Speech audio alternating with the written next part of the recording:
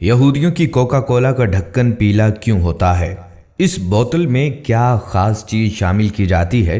دوستو، دنیا میں شاید ہی کوئی ایسا ملک ہو جہاں کوکا کولا نہ ملتی ہو، لیکن کیا آپ نے کبھی غور کیا ہے کہ کچھ کوکا کولا کی بوتلوں کا ڈھکن سرخ نہیں بلکہ پیلا ہوتا ہے؟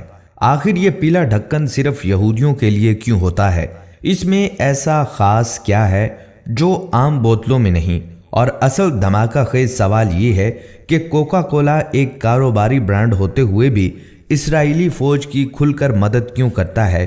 کیا یہ صرف اتفاق ہے یا کوئی گہری سازش؟ یہ وہ سوالات ہیں جن کے جوابات سن کر شاید آپ آئندہ کوکا کولا بوتل ہاتھ میں اٹھانے سے پہلے 2 بار سوچیں، کیونکہ کہانی صرف ایک مشروب کی نہیں بلکہ ایک پوری قوم کی سوچ، سرمایہ کاری اور خفیہ ایجنڈے کی ہے۔ آئیے جانتے ہیں کوکا کولا کی وہ اصل کہانی جو اشتہارات میں نہیں بتائی جاتی۔ ناظرین، کہانی شروع ہوتی ہے 1886 میں امریکہ کے شہر اٹلانٹا سے، جہاں ایک کیمسٹ جان پیمبرٹن نے ایک ایسا سیرپ تیار کیا جو اصل میں دوا تھی۔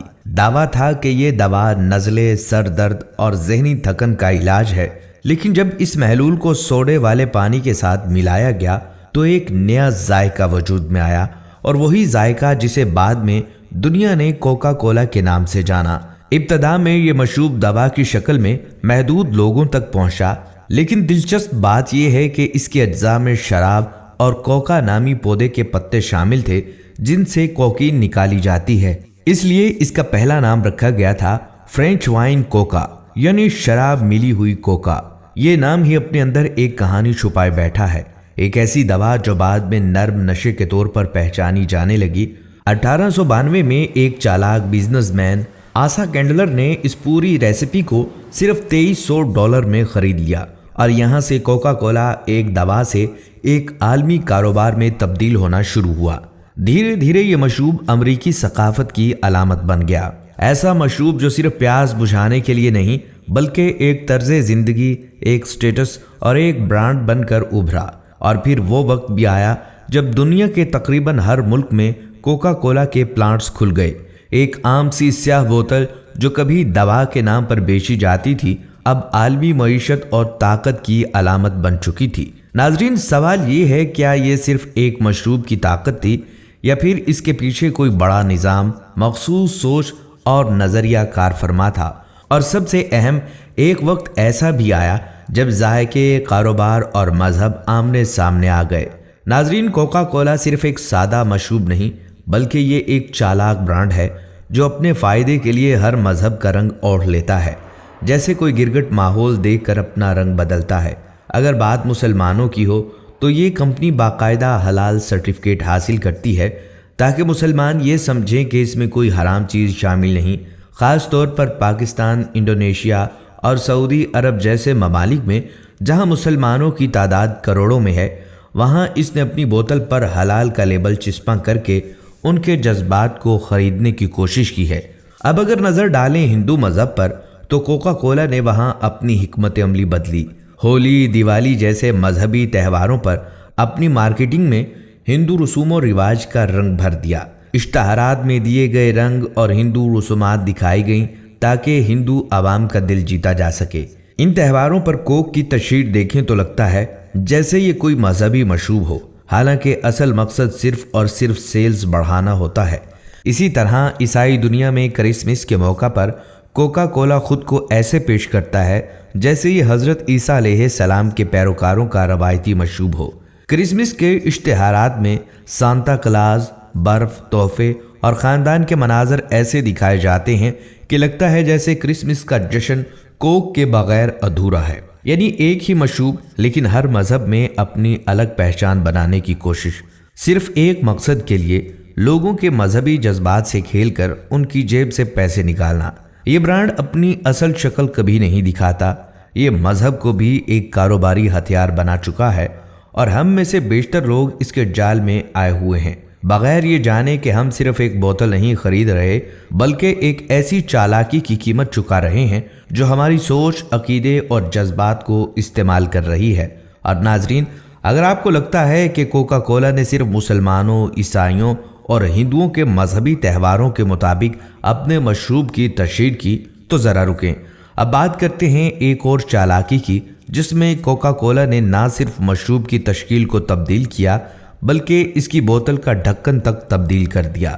جی ہاں، ہم بات کر رہے ہیں یہودیوں کے مذہبی تہوار پاس اوور کی، جو حضرت موسیٰ علیہ السلام کی قیادت میں بنی اسرائیل کی فرعون کی غلامی سے نجات کی یاد میں منایا جاتا ہے۔ اس دن یہودی خمیر شدہ اجزاء سے مکمل پرہیز کرتے ہیں، اور یہاں آتی ہے کوکا کولا کی چالاکی۔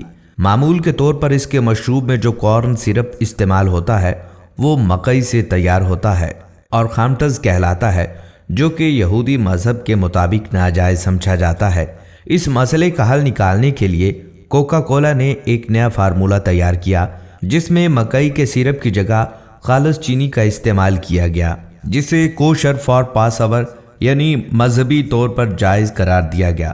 لیکن سوال یہ تھا کہ خاص بوتل کو کیسے پہچانا جائے، تو کوکا کولا نے اس سوال کا جواب پیلے رنگ کے ڈھکن کے ذریعے دیا۔ یہ پیلا ڈھکن صرف پاس اوور کے دنوں میں مخصوص علاقوں میں دستیاب ہوتا ہے، جیسے New York, Los Angeles, Chicago اور میامی میں، جہاں یہودی برادری کی بڑی تعداد رہتی ہے۔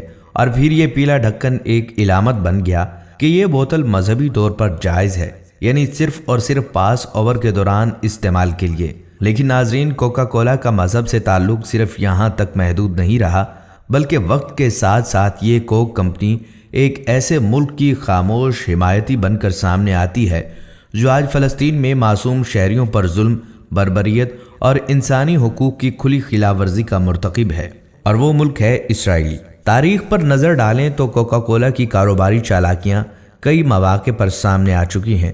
دوسری جنگ عظیم کے دوران جب نازی جرمنی میں یہودیوں کے خلاف کارروائیاں جاری تھیں، تب بھی کوکا کولا نے فینٹا کے نام سے ایک نیا مشروب متعارف کروا کر وہاں اپنی موجودگی برقرار رکھی۔ اسی طرح 1961 میں کوکا کولا نے اسرائیل میں باقاعدہ اپنا پلانٹ قائم کیا اور وہاں کئی ارب ڈالرز کی سرمایہ کاری کی۔ اس پر مسلمان ممالک میں شدید رد عمل آیا، کچھ جگہوں پر اس کے بائیکاٹ کی مہمیں چلیں اور عرب لیگ نے بھی دباؤ ڈالا، جس کے نتیجے میں کئی عرب ممالک نے اس پر پابندیاں عائد کیں۔ لیکن ناظرین، بات صرف اتنی نہیں۔ رپورٹس کے مطابق کوکا کولا نے اسرائیلی فوج یعنی IDF کو نہ صرف مالی امداد فراہم کی بلکہ مختلف جنگی حالات میں سہولیات بھی دیں۔ اگرچہ کمپنی نے کھل کر اس کی تصدیق نہیں کی، لیکن انسانی حقوق کی تنظیمیں اور کئی بین الاقوامی رپورٹس اسے اسرائیلی مظالم کی ایک خاموش مگر مؤثر پشت پناہی قرار دیتی ہیں۔ آج بھی کوکا کولا اسرائیل میں مختلف سماجی پروگرام، تعلیمی منصوبوں اور کمیونٹی ڈیولپمنٹ پروجیکٹس کے ذریعے اس حکومت کے ساتھ شراکت داری قائم رکھے ہوئے ہے۔ ایسے میں فلسطین پر جاری ظلم، اسپتالوں کی تباہی، عبادت گاہوں کی بے حرمتی اور معصوم جانوں کے قتل میں صرف اسرائیلی حکومت نہیں بلکہ وہ تمام کمپنیاں شریک سمجھی جاتی ہیں جو مالی یا اخلاقی طور پر اس نظام کی پشت پناہی کر رہی ہیں۔ اب فیصلہ ہمارے ہاتھ میں ہے، ہم ایک مشروب کی وقتی تسکین کو ترجیح دیں گے یا مظلوموں کے حق میں ایک مضبوط اور واضح موقف اپنائیں گے۔ دوستو، اگر آپ کو ہماری یہ تحقیقاتی ویڈیو پسند آئی ہے تو اس کو اپنے دوستوں، عزیزوں اور سوشل میڈیا پر ضرور شیئر کریں، اور ہاں، ویڈیو کو لائک کرنا مت بھولیے گا۔